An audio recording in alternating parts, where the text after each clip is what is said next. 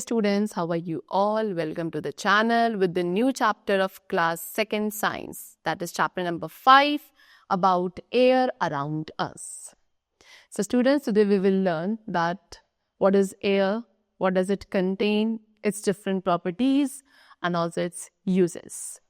Alright, so first of all, you have to color the picture with different colors and then you have to name the object also. ठीक है, ये object आपको given है, आपको इन्हें different colours से क्या करना है, कलर करना है and then you have to name the object also. So इसको colour you are going to do it yourself, but I will write the name. This is hot air balloon. Now you can colour it on your own. I have written the name. So air is all around us. We cannot see air, but we can feel it when it moves. Student, air हमारे चारों तरफ present होती है. Alright, हम air को देख नहीं सकते हैं, but we can feel it. When it moves, जब air move करती है आप उसे feel कर सकते हो, but you cannot see it, you cannot. Moving air is called wind. ठीक है, moving air यानी कि जो चलती हुई air होती है उसे क्या कहा जाता है, wind कहा जाता है. All living things need air to breathe. सभी living things को air की जरूरत होती है breathe करने के लिए. Alright, without air, no living being could survive. The next topic which we have is that what does air contain? ठीक है, air में क्या होता है? So students, number 1, air contains dust particle. Air में क्या होते हैं? Dust particles भी होते हैं.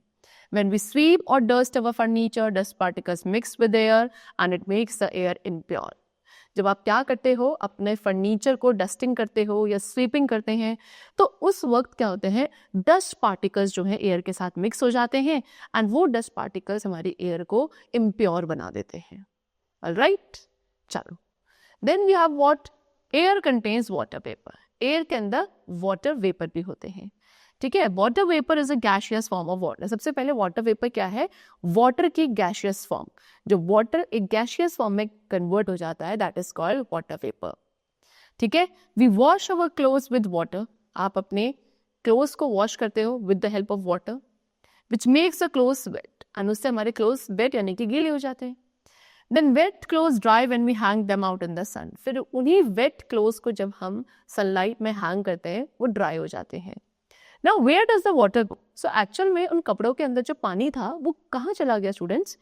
It turns into water vapor and mixes with the air. Actual में वो सारा पानी जो कपड़ों के अंदर था वो किस में, water vapor में convert हो गया and air के साथ mix हो गया. Alright, क्यों हुआ?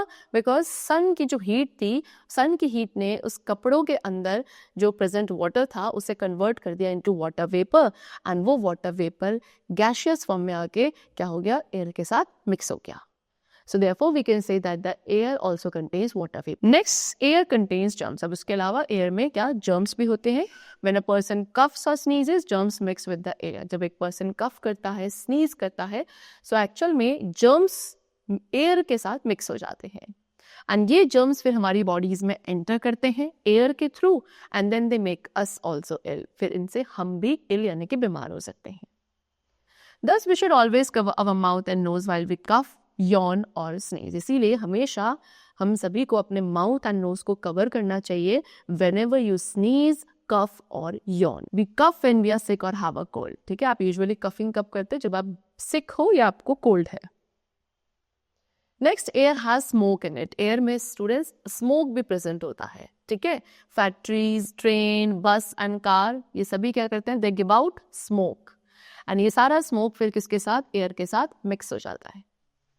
When wood and coal are burnt, जब आप बेसिकली वुड एंड कोल को बर्न करते हो, they also give out smoke. इनसे भी क्या स्मोक प्रोड्यूस होता है एंड ये स्मोक फिर एयर को क्या कर देता है, इम्प्योर बना देता है. Breathing impure air is not good for our health. Actual में जब आप इस इम्प्योर एयर को ब्रीथ करते हो ये हमारी हेल्थ के लिए अच्छा नहीं होता. इसीलिए we should always breathe clean and fresh air. Fresh air enters our home through doors and windows. अब ये फ्रेश एयर हमारे घर में कैसे एंटर करती है स्टूडेंट, डोर एंड विंडोज के थ्रू. इसीलिए हमें अपने डोर्स एंड विंडोज को ओपन रखना चाहिए to let the fresh air in our house. Now next we come to what, properties of air. तो ये तो था कि एयर के अंदर क्या क्या चीजें प्रेजेंट होती हैं. Now next we come to what, properties of air. Air की क्या प्रॉपर्टीज है. So air is all around us but we cannot see it. Number 1, very important कि एयर हमारे चारों तरफ सराउंडिंग में प्रेजेंट है बट आप उसे देख नहीं सकते हो. Secondly, air has weight, it occupy space. Air का वेट होता है, एयर स्पेस भी ऑक्यूपाई करती है. Air can move and lift things. Air क्या मूव करती है एंड एयर अपने साथ चीज़ों को भी lift. Soil has air in it. Soil के अंदर भी एयर पार्टिकल्स प्रेजेंट होते हैं. Wind can make many things work और मूव. ठीक है, wind is what? Moving air. Moving air को ही तो विंड कहा जाता है. सो विंड क्या करता है? विंड के थ्रू बहुत सारी चीजें वर्क करती हैं, मूव करती हैं with the help of moving air only. Wind is moving air that carries energy. What is wind? Wind एक मूविंग एयर होती है जिसमें एनर्जी प्रेजेंट होती है.